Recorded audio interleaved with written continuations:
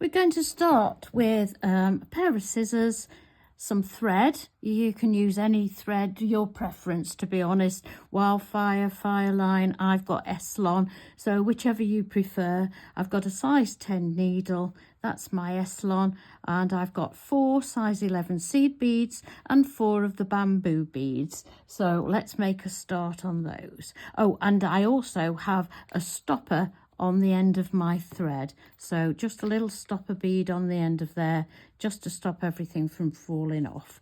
So let's clear the decks and see what we can do. So we need to pick up all of these 4 beads, 4 interspersed with 4 seed beads. There we go.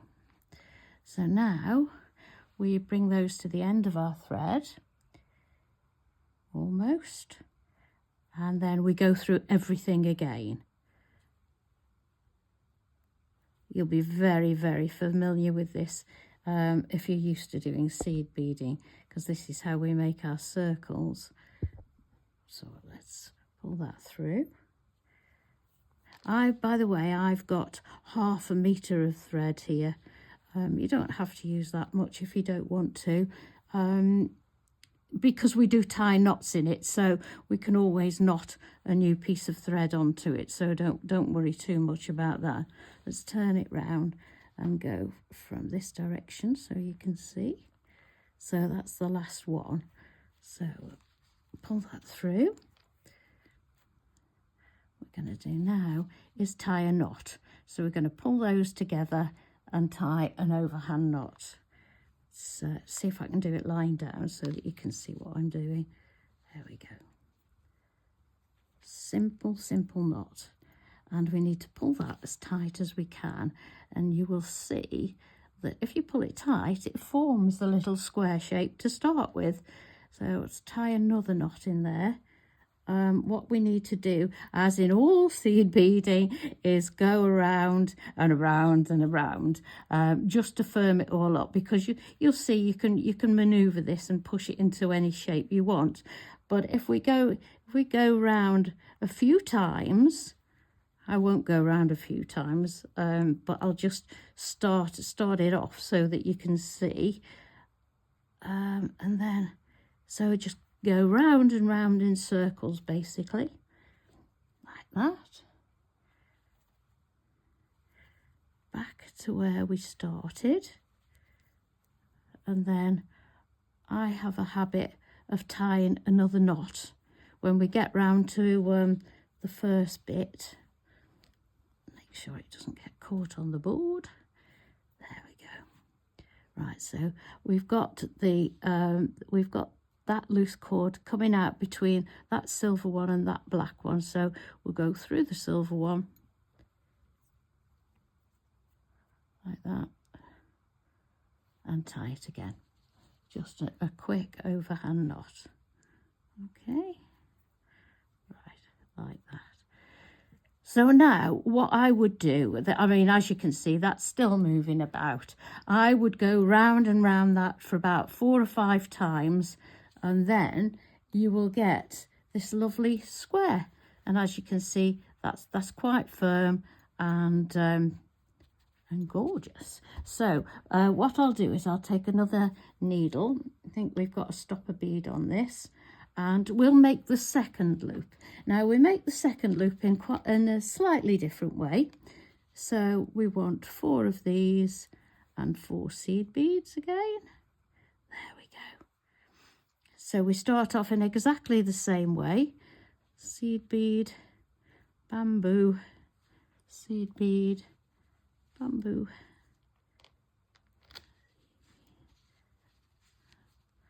And once we've got these on the thread, this is where we stop. This is where it changes from what we did last time.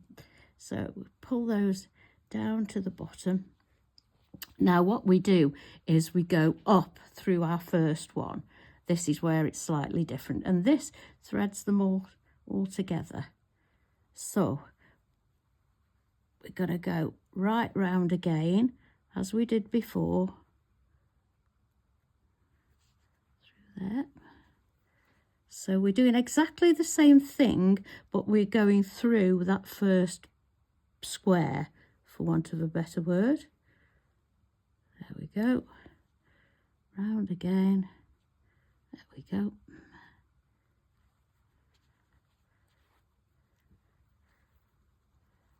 And then we tie our knot again. And when we tie our knot, you will see that when it tightens up, it actually goes through. Actually, we need to take our thread under there.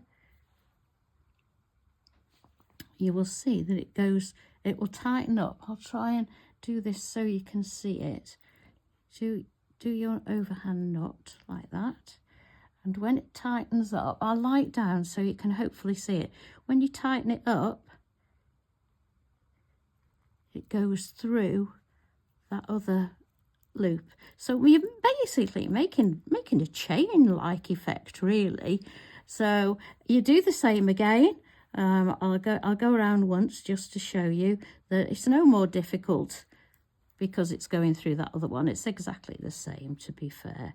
So we'll go around once again. Ooh, there we go. Now I was able to make 8 squares out of my strand. So I'll come round again.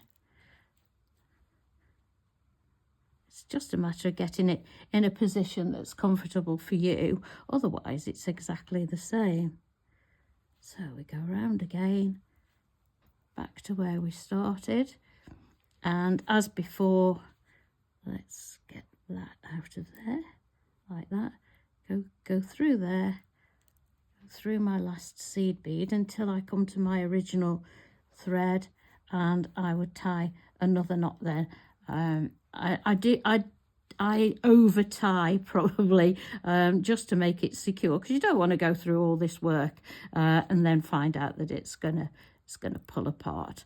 So there we are, we've got our 2 joined, but you would again go round and round on that second one so that you have solid squares. So I'm going to put that out of the way for the moment, and I'm going to bring in the original one, which is this. And I made 8, exactly the same. And I'm going to turn that over the other way so I can get at it. And then what I did was I put on a little loop with seed beads. So I can show you how I did that. If I just snip this off. I put 1 seed bead on. Let me move those over so you can see what I'm doing. I got 8 seed beads. But we not only use the 8, we use one on one of the corners. So we now can go through one of the corners. Perhaps not that one, because I've got some knots there. There we go. Come on, there we go. There we go. If you find it's getting stuck, don't worry, you can always get a pair of pliers and you can always give it a little bit of helping hand. If you've got hand cream on or something, you will find that the needle slips in your fingers. Okay, now we haven't got a stopper bead on this, so I'll have to be careful. So then we pick up all the other 7, is there left? Yes, 7. There we go, pick up all those, go through the first one that I put on, and then the one that's joined to the square. See if it'll go, it's going to go through a bit easier for me this time. We'll give it a bit of a helping hand. There we go. There we go. And we need to do exactly the same again. So I'm just going to pick this up in my hands so that I can do it a little bit easier.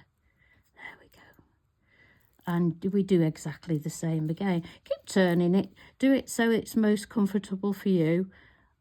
I'm going to go round and round until we've got a nice solid circle.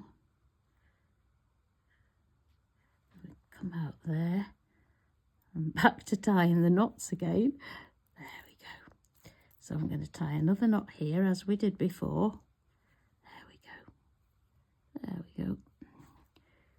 One. And I'll do another one. There we go. Oops. Start that again. Right. We'll go over there, up through there, and we have a nice knot. I'm trying to do it flat on the board, that's the problem. Okay, now I would take that and do that a few more times. But to move on, I'm going to show you how I joined on the chain. So I'll leave that thread on because I'll come back and reinforce that one. So we're going to get a couple of pairs of flat nose pliers.